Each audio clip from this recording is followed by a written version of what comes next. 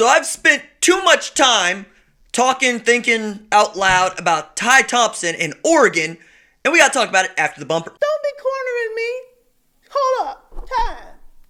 You gotta help me with that corner shit. What's up, kid folks? It's RJ Young. I am not on a step mill. Consider hitting the like and subscribe button because I upload a video every single day. It's always college football related, sports related. We have a good time today. Let us talk about 6'4", 210-pound Ty Thompson, who announced his verbal commitment, as the newspapers say, to one Oregon, Mario Cristobal's Oregon, Joe Moorhead's Oregon. He's joining a group of kiddos for which you could see 5 scholarship quarterbacks at Oregon who is looking to get a 3-time repeat, 3 in a row, Pac-12 championship recruiting title, which, goes right along with them winning the Pac-12 title last year. Mario Cristobal has been recruiting to Oregon like it's like SEC West, like SEC Pacific West.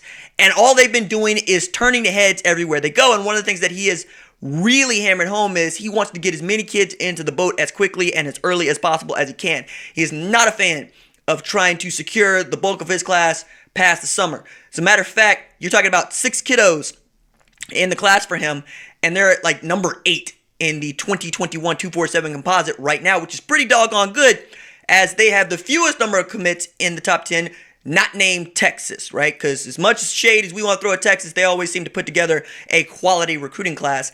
And Mario Cristobal being able to recruit to Oregon like it is Auburn, like it is Alabama, like it is Georgia, is no small feat, especially when you take into account how he's been able to do it on the West Coast, right? Because last year we're talking about Justin Flo, and we're talking about Noah Sewell. The year before that, we're talking about Kayvon Thibodeau. This year, Ty Thompson might not even be the best player in that class.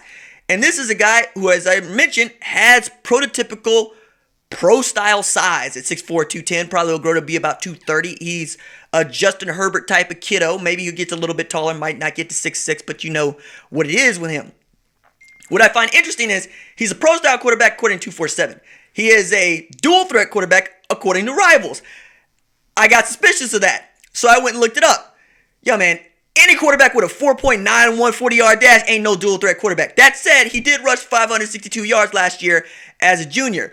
But what was eye-popping is the 4,000 yards he threw for with 45 touchdowns versus 14 interceptions en route to a state title for Mesquite Gilbert, excuse me. Now, Arizona has been just ridiculous with talent, and that's really the take here. You should be going into Arizona to recruit if you aren't already. You should be going into Arizona to try to get the cream of the crop if you aren't already. Because just taking into account the last 3 years, and by that I mean 2019, 2020, 2021, you're talking about Spencer Rattler. You're talking about Jake Smith. You're talking about Bijan Robinson. You're talking about Keely Ringo. You're talking about Damian Sellers. You're talking about Jacoby Covington. You're talking about Chuba Purdy. You're talking about, yes, Ty Thompson. Arizona somehow, some way knows how to play some football. And Mario Cristobal has made it his mission in life to recruit Southern California and into Arizona. And when he can leave that region and go get kiddos, he will. Thing is, he doesn't really have to.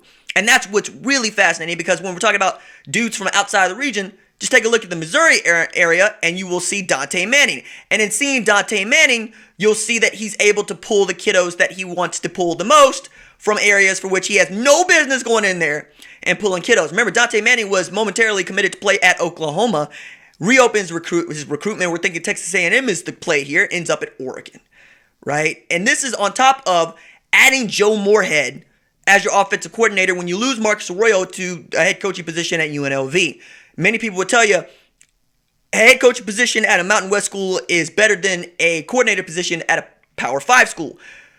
I'm not in that particular argument. I don't necessarily believe that. But I know this.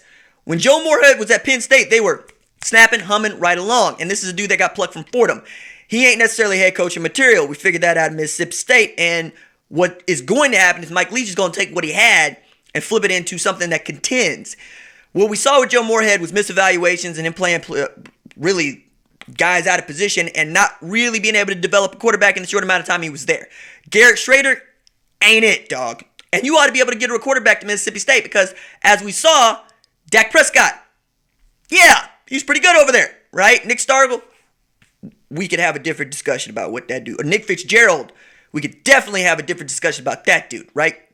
Nick Fitzgerald, meaning like when he came out, he wasn't, you know what Nick Fitzgerald was. He wasn't all that great, okay? Like, for whatever reason, Joe Moorhead seems to like those kinds of dudes because he had the lion dude out there trying to play some quarterback, and Tommy ain't it.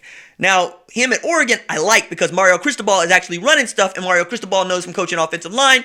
So even as they're going to be inexperienced, and I think they're going to contend for the Pac-12 championship coming out of the Pac-12 North, they're my pick right now. I look at how he's chosen to build out his recruiting and saying, hey, Joe, you just tell me who we're going to go get. Matter of fact, I tell you what, I'll figure out who we're going to go get. You just coach them up, put in your offense. I think the offense is going to be dynamic. I think with CJ Verdell, you got an opportunity to be special. But maybe special was last year. When you had Justin Herbert for that other year, you're going to be putting in a new starter like Oklahoma. That's about where I see Oregon.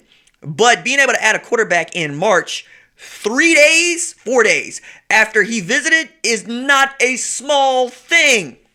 It feels like if you go and visit Nike, which is, Eugene, Oregon, you go and visit Nike, you're going to come out wanting to play for Nike. Not the Ducks, Nike. Not Mario Cristobal, Nike. And I don't necessarily think that that's a bad thing. Like, Justin Flo had USC written all over him. He's at Oregon. Kayvon Thibodeau had Florida State or SEC written all over him. He's at Oregon. Noah Sewell should be playing like D-end at Alabama. He's at Oregon. Gonna be playing linebacker until they make him move down.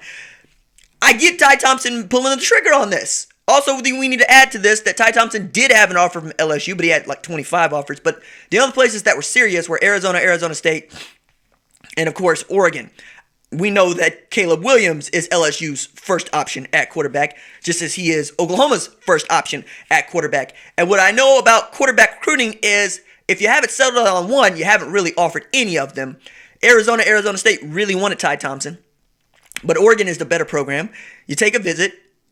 Mario Cristobal whispers sweet nothings into your ear, and there you go. You end up wanting to play as Donald. Again, I think it fits for everybody. I think that dual threat moniker should go away with a 4.9 40, but being able to move does not necessarily make you a dual threat quarterback. It makes you a mobile quarterback, and he is that. I'm interested to see how much bulk he adds, but he throws a really good ball. He's a long cat. He's going to have your fundamental size that you want in your quarterback, and he has an opportunity to be developed by what I think is a really good offensive coordinator in a program that is run as one of the best in the country. Like, that's the thing that I would say about Oregon. Mario Cristobal has one of the more fascinating programs in college football right now because, as I've said, he recruits like Oregon plays in an entirely different conference, and he runs his program like they play in an entirely different conference, which is why they can show up to Utah and beat them like they stole something in the Pac-12 championship. Took an L to Arizona State, took an L to Bo Nix and Auburn, but, them's the breaks. It's football. If you like the videos, don't forget to like and subscribe. I'll be here pretty soon. Deuces.